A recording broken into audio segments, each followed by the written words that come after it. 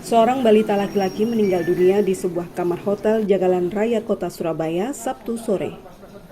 Sejumlah petugas kepolisian dibantu petugas BPBD Kota Surabaya langsung tiba di lokasi usai mendapat laporan.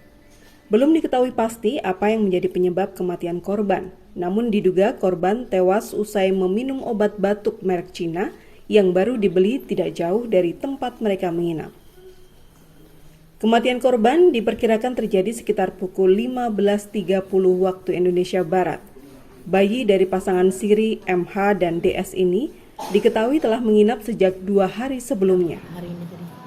Tadi itu cuma dengar teriakan dari ibunya gitu, kayak minta tolong. Terus habis itu sama masnya tadi, yang mas adikku dicek, aku nggak ikut cek gitu aja.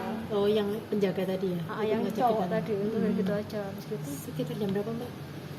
jam 2:30. Jam 2:30 sorean. Waktu itu ownernya bilang suruh telepon polisi gitu. Nah, itu telepon polisi. Lama atau gimana, Mbak? Aduh, kurang tahu aku, soalnya aku Pokoknya nggak kemarin jaga. ya? 1 hari sampai ini tadi ya? Guna memastikan penyebab kematian korban, usai olah TKP dan proses identifikasi oleh tim Inafis Polres Pelabuhan Tanjung Perak, jasad bayi malang itu langsung dievakuasi petugas menuju kamar mayat RSU Dr. Sutomo Surabaya. Dari Surabaya, Eko Purwanto melaporkan.